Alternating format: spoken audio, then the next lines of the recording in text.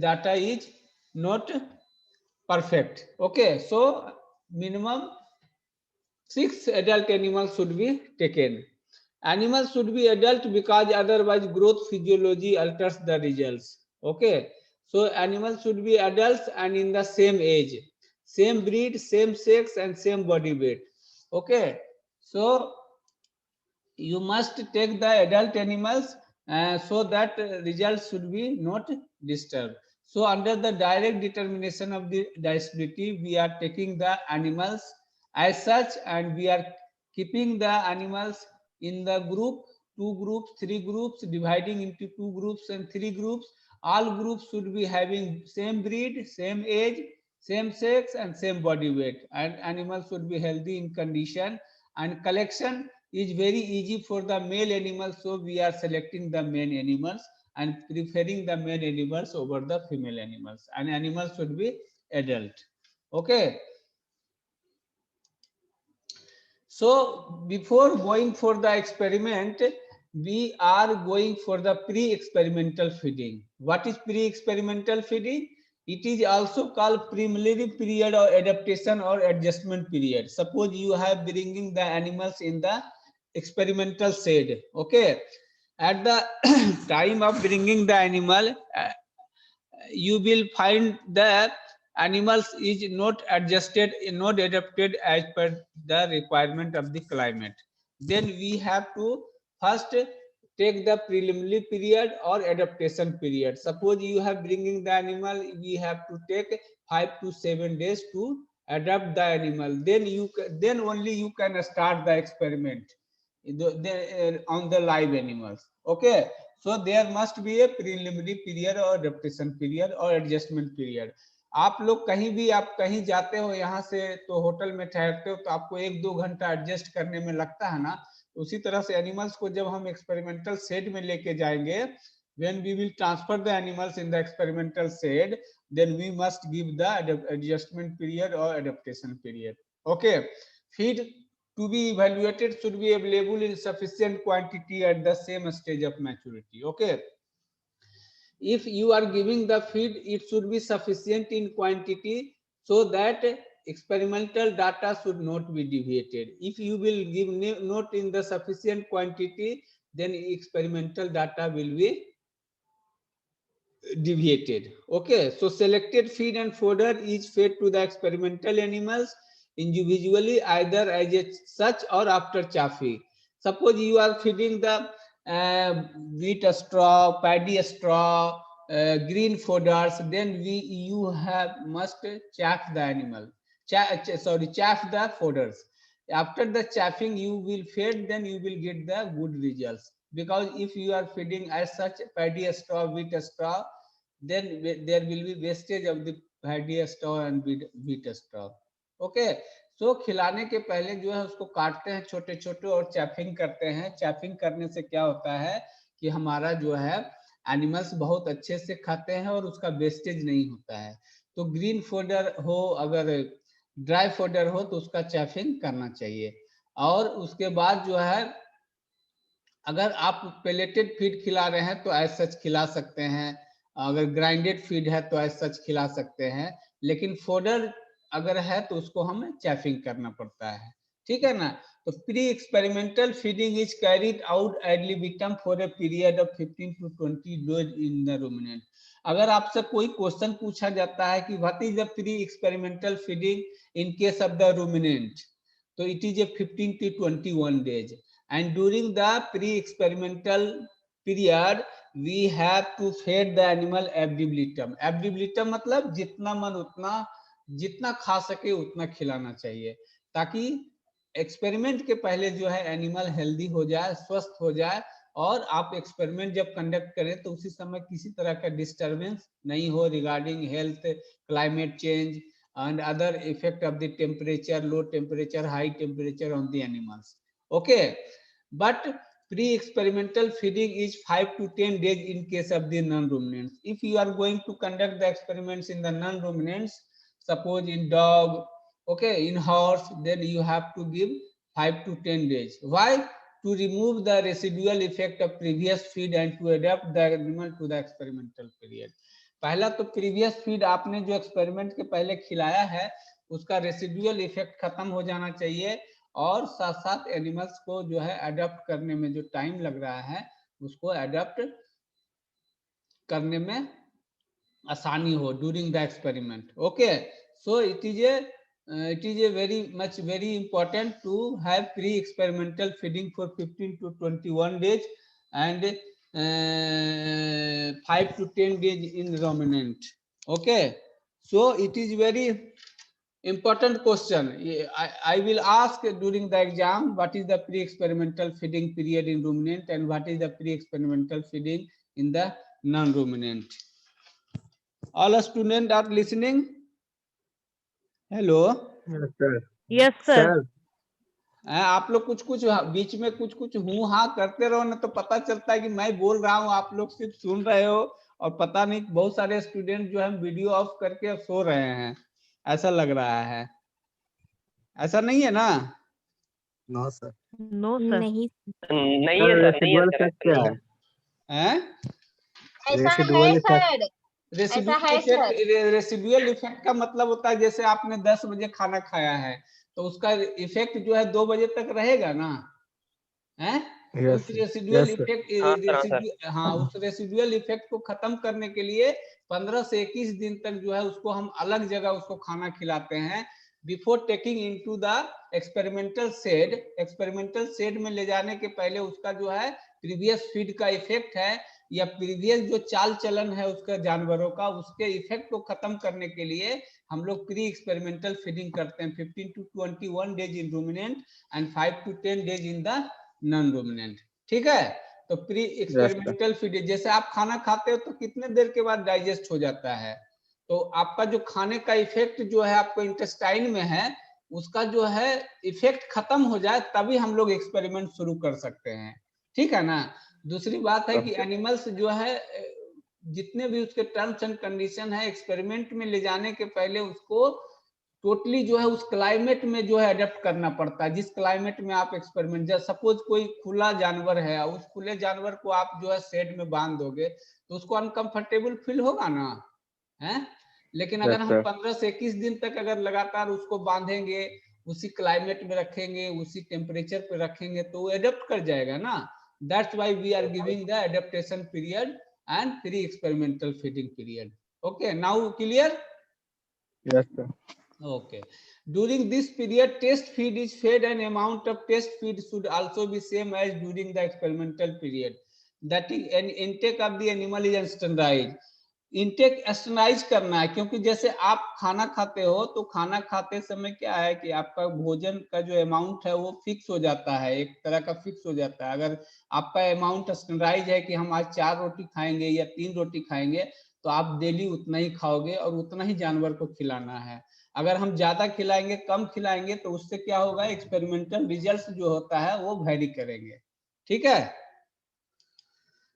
Now इतना होने के बाद पहले सिलेक्शन, हमने पहले क्या किया, सिलेक्शन ऑफ एनिमल्स किया। Selection of animals on the basis of same age, same sex, same breed पे किया। उसके बाद प्री एक्सपेरिमेंटल पीरियड रखा हमने 15 से 21 दिन फॉर नॉन रूमिनेंट और 5 से 10 डेज इन 15 से 21 दिन इन रूमिनेंट एंड 5 से 10 डेज इन नॉन रूमिनेंट।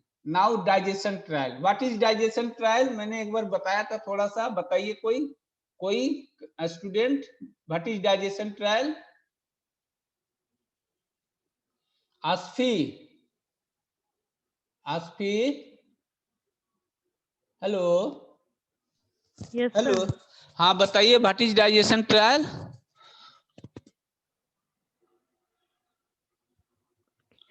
पता है या नहीं? हाँ या ना बोलिए, कुछ तो बोलिए। नहीं सर, नहीं पता। हाँ, तो ये हुआ ना, गुड आंसर। नहीं पता है सर। तो इसमें डाइजेशन ट्रायल में हम लोग क्या करते हैं कि जब एक्सपेरिमेंट यूरिन और हाँ सर यूरिन और फीसेस कलेक्ट करते हैं सर। उसमें जितना खिलाया है उसका जितना खिलाया हुआ है न्यूट्रिएंट और जो यूरिन और फीसेस में निकला हुआ न्यूट्रिएंट उसको सब्ट्रैक्ट करके निकला जाता है सर। निकाला, लेकिन डाइजेशन ट्रायल में जो है हम यूरिन नहीं कलेक्ट करते हैं। What is difference between digestion trial and metabolism trial?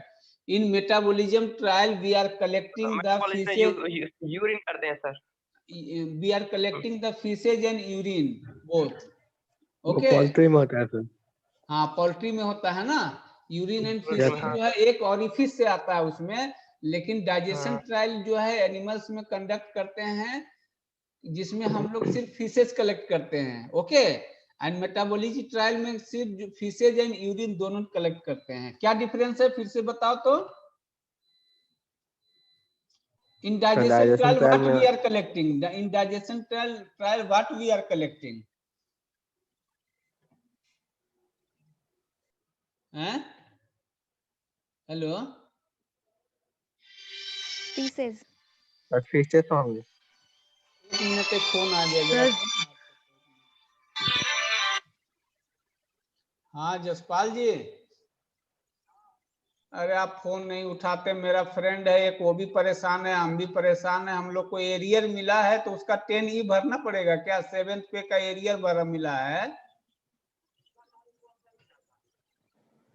पिछला साल नहीं, इसी साल 2020 में मिला है, मार्च के बाद मिला है। हैं? वही काट कूट के जो है 5 लाख था।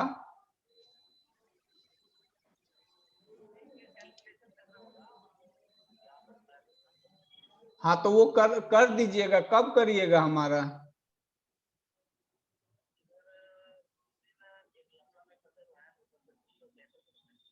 लेकिन हमारा लास्ट डेट जमा करने का इनकम टैक्स 10 फरवरी दिया है। हेलो, हाँ नहीं वो तो हो गया, वो क्लियर हो गया, उसका लफड़ा नहीं।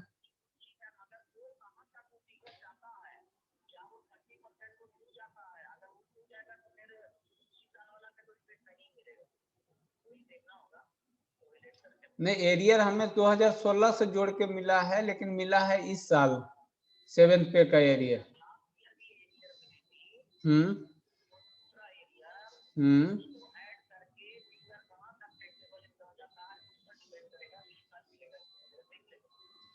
अच्छा ठीक है, तो आप हमसे डाटा ले लीजिएगा, क्या क्या चाहिए आप बता दीजिएगा, हमारा इनकम टैक्स भर दीजिएगा। हैं? और हमारा फ्रेंड फोन कर रहा है, उसका क्यों नहीं उठा रहे हैं फोन? अच्छा अच्छा ठीक है, तो हम लोग का टैक्स भर दीजिएगा, ठीक है। हमारा एरियर का कैसे करना है वो आप देख लीजिए। हैं? तो कब?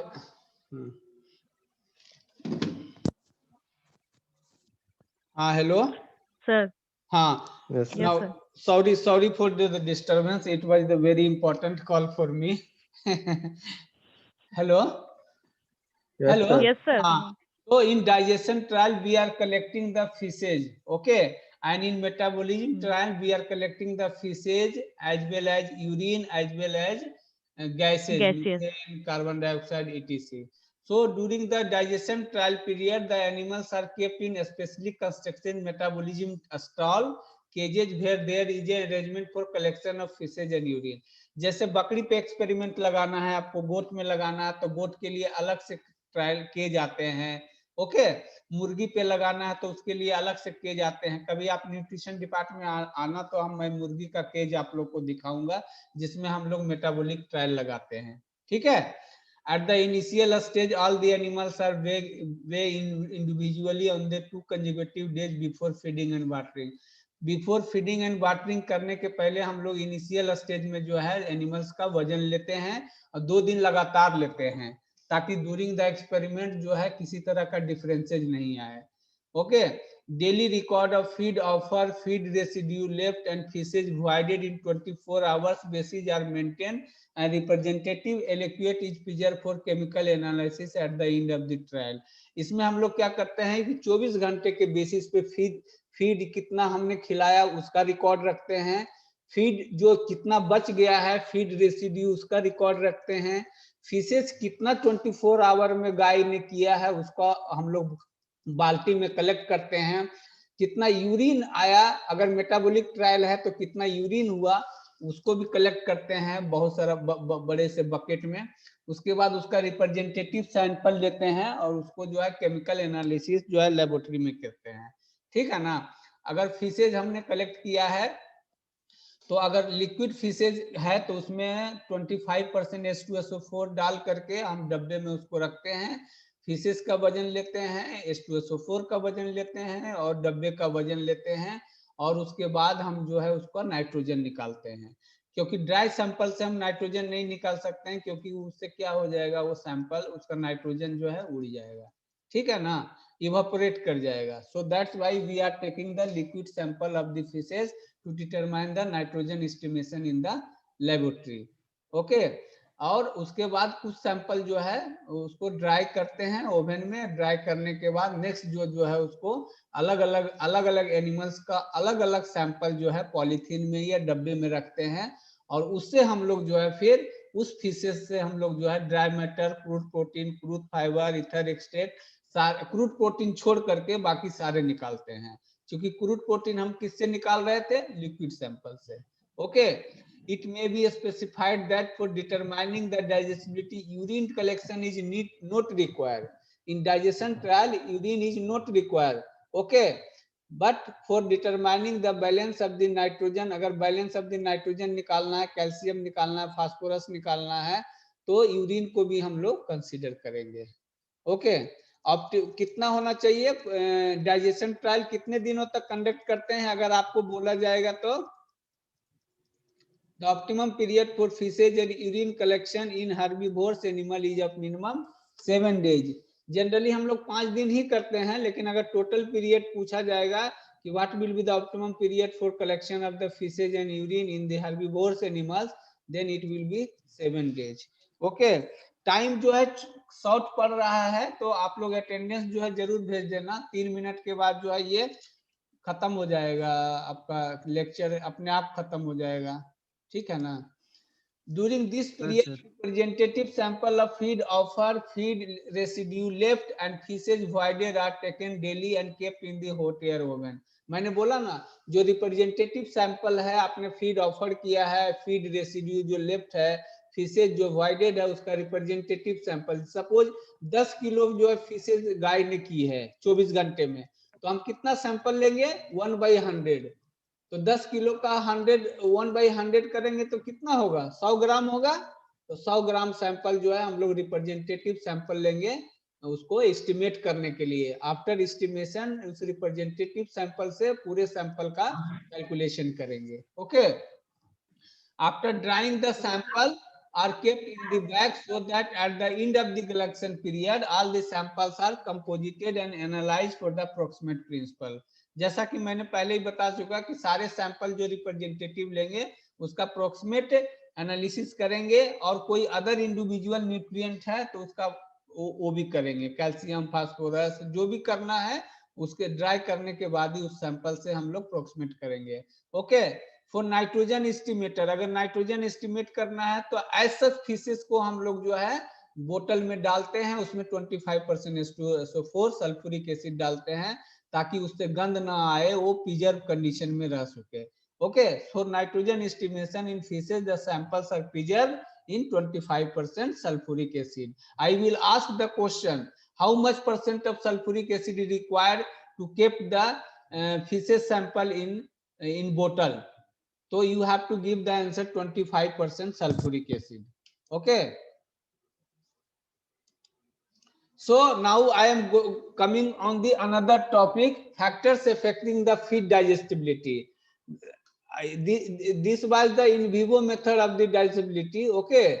And after factors affecting the feed digestibility, I will give the lecture on the indirect method of determining the digestibility, in which you know there are two methods, that is the by the difference and by the markers method. By the difference, what you have the offer to the animals and what you have collected from the animals, okay. You have to deduct the intake minus outgo divided by intake is the digestibility. So by difference we can calculate the digestibility, okay. And by the marker method, we can take the internal markers and external markers. Under the internal markers, we are taking generally lignin. Lignin